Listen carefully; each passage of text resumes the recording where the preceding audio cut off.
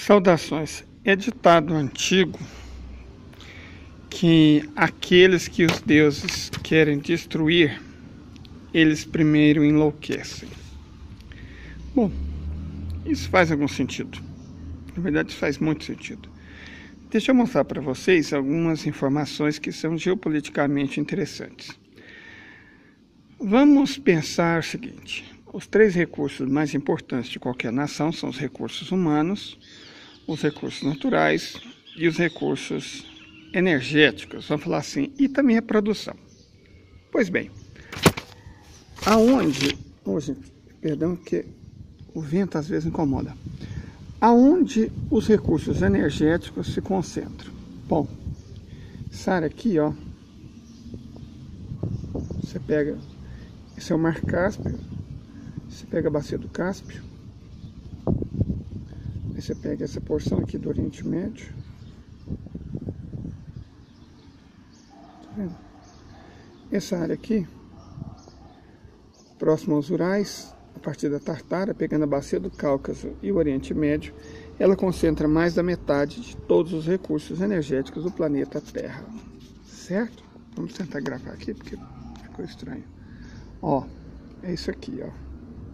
Essa porção aqui, você pega um pedaço da Sibéria, você vem até a bacia do Cáspio, você pega o Oriente Médio e essa faixa aqui concentra metade de todos os recursos energéticos do planeta Terra. A Rússia, dá para você ver que a Rússia é enorme, né?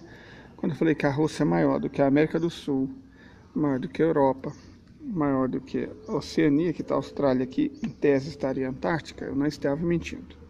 A Rússia é um país muito grande. Então essa região aqui concentra, repito, metade dos recursos energéticos desse planeta. A produção industrial nesse planeta está concentrada aqui, ó. Pega a Coreia, o Japão, um pedaço do Sudeste Asiático e o leste da China. Isso aqui concentra metade da produção industrial do planeta Terra. A China é o maior produtor mundial de 46 dos 60 alimentos mais cultivados no mundo. É o maior produtor também de carne suína, de aves, de pescado.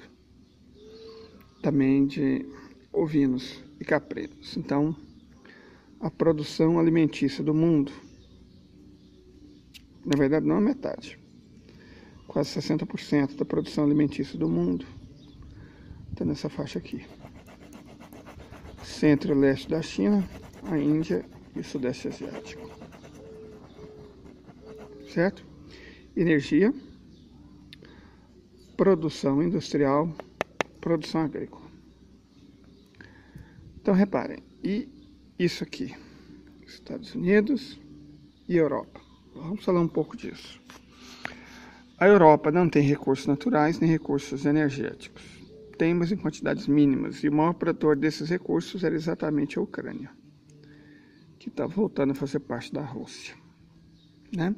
Então ela não tem recursos naturais, ela não tem recursos energéticos e a produção industrial dela é dependente da matéria-prima russa. Inclusive, se vocês verem o artigo do Jerusalém Post, que eu recomendei no último vídeo, lá comenta-se isso, que a Rússia fez a chantagem com a Europa usando seus recursos naturais e energéticos. Só que o querido Estado de Israel, que fica aqui, se esquece de um detalhe. Qual opção a Europa teria? Se não fossem os recursos energéticos e naturais baratos da Rússia, o que ele ia fazer? Comprar os recursos energéticos caros dos Estados Unidos? Então, a Europa não tem escolha. A impressão que o articulista do Jerusalém Post dá é que a Europa podia escolher entre comprar recursos naturais energéticos e baratos da Rússia ou comprar recursos naturais e energéticos caros dos Estados Unidos. Não tem essa opção. Certo? Se ela quiser ser um ponto industrial, uma região industrial competitiva, ela precisa de recursos naturais e energéticos baratos. Só que ela mesma abriu mão disso. Certo? Não vai comprar mais da Rússia. Então, vai ter que comprar da onde? Dos Estados Unidos. A pergunta é possível manter uma economia industrial com recursos energéticos de segunda qualidade, caros e difíceis de serem transportados e armazenados? A resposta é que, obviamente, não. Tá certo? Então, gente, desde o começo, a estratégia dos Estados Unidos, nitidamente, é fazer o quê? É fazer com que a Europa abra mão do fornecimento de recursos naturais e energéticos baratos da Rússia, para, em troca, comprar ao menos os recursos energéticos caros dos próprios Estados Unidos. Só que não há como a Europa ser competitiva nesses termos, certo? Porque a Rússia está do lado e os Estados Unidos estão do outro lado do Atlântico. Não rola, não vai rolar. O que vai acontecer é que a Europa vai aprofundar o seu processo de desindustrialização. Mas reparem bem, eu quero fazer um adendo aqui sobre a diferença entre os processos de desindustrialização em curso na Europa e o processo de desindustrialização em curso no Brasil. O processo de desindustrialização em curso no Brasil foi iniciado no governo de Fernando Henrique Cardoso a partir da aprovação da Lei Candir e prosseguiu fortemente nos governos do golpista Michel Temer e do traidor miliciano. É simples. O país abre mão das suas indústrias. Por quê? Porque preferiu financiar o setor primário exportador. Então, cada vez menos indústrias, cada vez mais mineração e agronegócio. Mineração e agronegócio, em função da Lei Candir, não paga imposto estadual. Então, o governo federal, isso é ilegal, mas o Supremo Tribunal Federal nunca foi guardião da lei, né, gente? Ele é guardião do status quo. Então, o que acontece? O governo federal obrigou os estados a não cobrarem impostos, né, não cobrarem ICMS, sobre a exportação, reparem bem, a exportação de produtos primários, mineração, né, frutos da mineração e da agricultura. Vamos entender a perversidade disso. Quando você abre mão de cobrar impostos, a sociedade não ganha absolutamente nada com a riqueza dos exportadores. Os exportadores usam a infraestrutura pública, os portos públicos, as rodovias públicas, todos os bens públicos, mas o dinheiro é privado. Ao não cobrar impostos, não há como fazer escolas, não há como fazer investimento em ciência, em tecnologia, no próprio investimento em pesquisa científica, que é a base do desenvolvimento industrial. E mais do que isso, você manda um recado claro. Produza cadáver de animais para vender para a China, produza sementes, né, para vender para a China e produza pedras, minérios para vender essencialmente para a China. Não pague imposto por isso, certo? Não pague imposto por isso. Então, se você quer lucrar, invista nesses setores que são altamente danosos ao meio ambiente, geram muito poucos empregos, geram concentração de renda na mão de poucas pessoas, tem um passivo ambiental enorme, basta ver o que o agronegócio faz com a qualidade do ar atmosférico, com a qualidade da água, com a qualidade do solo, e ver o que as mineradoras fazem com esse país, as mineradoras e o garimpo.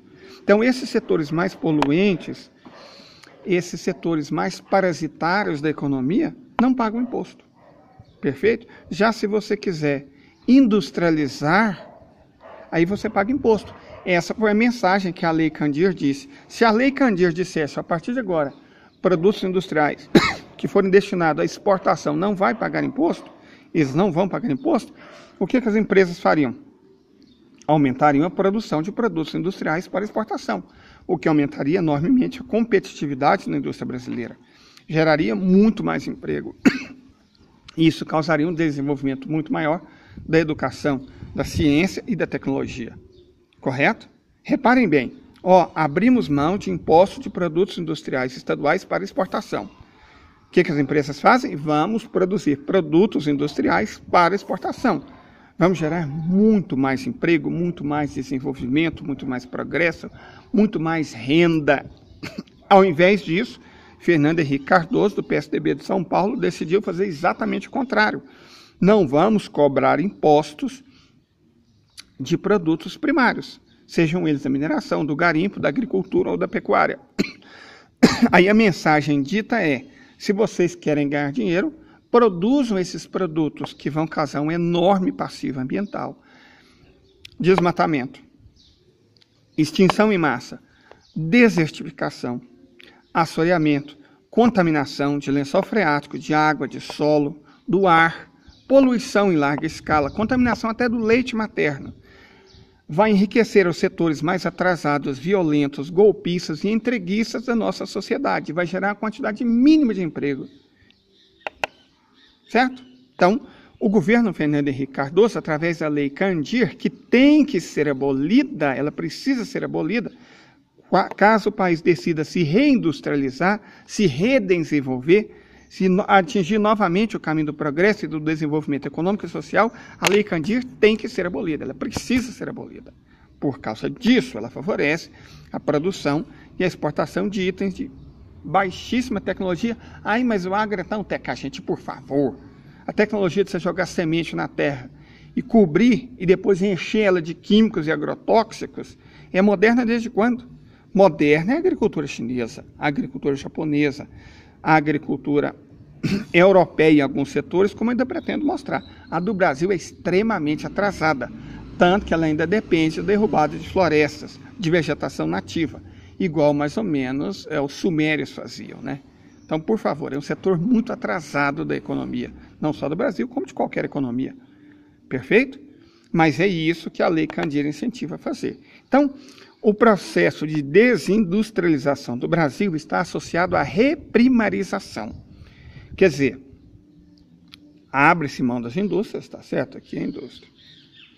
O que a Lei Candir fala? Ela fala, não, vamos, ao invés disso, incentivar garimpo, desmatamento, silvicultura, agronegócio, mineração, repito, setor que não gera emprego e que tem um passivo ambiental enorme, gigantesco. Perfeito? E isso é o processo de desindustrialização do Brasil. O processo de desindustrialização da Europa e mesmo dos Estados Unidos é outro. Como é o processo de desindustrialização dos Estados Unidos e o processo de desindustrialização da Europa? Ao invés de reprimarizar, nós temos um processo de hipertrofia do terciário. Ou seja, fazer o setor terciário ficar anormalmente grande. As indústrias saem dos Estados Unidos, saem da Europa e vão para a China e para o Sudeste Asiático. Perfeito? O que sobra é o setor de finanças, serviços e trabalhar em lanchonete, né? No caso dos Estados Unidos. Então você tem colarinho branco imbecil, que bem basta ver a Faria Lima. Não tem inteligência lá. É um bando de panaca. Nos Estados Unidos, a mesma coisa. Ai, mas eles são formados em Harvard. Eles são muito inteligentes. Não. Se Harvard fosse tão bom assim, não formaria essa quantidade enorme de imbecis que governam vários países do mundo. Certo? Então, não é tão bom assim. Forma trabalhadores do mercado financeiro, os colarinhos brancos e os funcionários das McDonald's da vida, que são os trabalhadores de colarinho azul. Transfere as indústrias para essa região aqui do mundo. A Europa fez rigorosamente a mesma coisa. Então, os Estados Unidos, colarinho branco, colarinho azul, e a Europa, bom, a Europa virou um playground. Ele mostra as velharias do continente, tipo uma torre de ferro fundido, construída há mais de 100 anos, um antigo estádio de gladiadores, construído há mais de 2.000 anos. Então, ela mostra essas velharias que a Europa fez em outros tempos, quando ela de fato era rica e poderosa. Ela fica mostrando velharias para as pessoas do mundo inteiro que vão lá. Eu vou na Europa ver velharias. Eu já estive na Europa, muita gente já teve. Então vocês devem ter visto a quantidade enorme de chinês, de coreano, de japonês, de árabe na Europa. Por quê? Porque ela virou um playground. Aqui a Europa abriu mão da indústria para investir no turismo. É um playground. E aqui é uma roça devastada. Então, essas regiões do mundo aqui abriram mão das suas indústrias.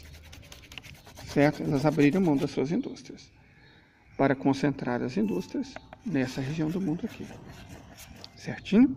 A Rússia não abriu mão da indústria e ainda desenvolveu também o setor primário. Então, Então a Rússia tanto tem mineração de alto porte, produção de energia, produção agrícola poderosíssima, quanto tem indústrias. A mesma coisa vale para o Irã, que também é uma potência industrial, certo? Então aqui não se abriu mão de indústrias. E a África, bom, a África, depois de ser explorada pelo lado azul do mundo, está recebendo uma quantidade enorme de investimentos e proteção desse lado aqui do mundo. Então, quando a gente fala de sul global, a gente tem que tomar cuidado, porque o caminho do Brasil é fazer o que esses aqui estão fazendo. Só que nós somos pobres. Então, quando um pobre resolve tomar atitudes ruins para a sua economia, o resultado é muito pior do que quando um rico resolve tomar atitudes ruins para a sua economia. De modo que o Brasil precisa urgentemente de abolir a Lei Candir para voltar a ser novamente, junto com a América do Sul, uma região industrial desenvolvida, que gera emprego, ciência, tecnologia, que produz recursos. Perfeito? O Brasil, a América do Sul, precisa voltar novamente a pertencer ao lado verde da força, ao invés de pertencer aos perdedores do Atlântico Norte. É um completo absurdo que o Brasil se desindustrialize sem nem ter se industrializado direito. Se desindustrialize não para desenvolver um setor financeiro, o setor de turismo, o setor de serviços.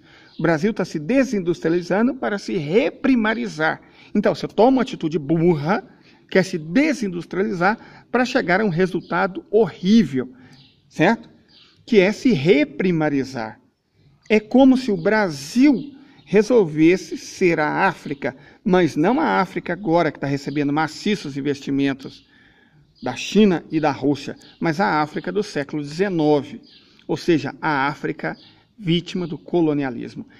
É isso que parece que as nossas elites, que o mercado quer para o Brasil. Então, ou o Brasil reage, e essa reação começa pela abolição urgente e necessária da Lei Candir, por abolir essa reforma do ensino médio, que torna o nosso ensino, que já era ruim, uma coisa ainda pior, uma máquina de produzir imbecis. Quer dizer, já era uma máquina de varejões do ensino, né, que é o ensino superior privado, já era uma máquina do atacadão de papers, que se tornou o ensino superior público. Agora vai ser uma máquina de burrice mesmo, porque vai pegar a estupidez que já foi aplicada ao ensino superior e aplicar ela também no ensino médio.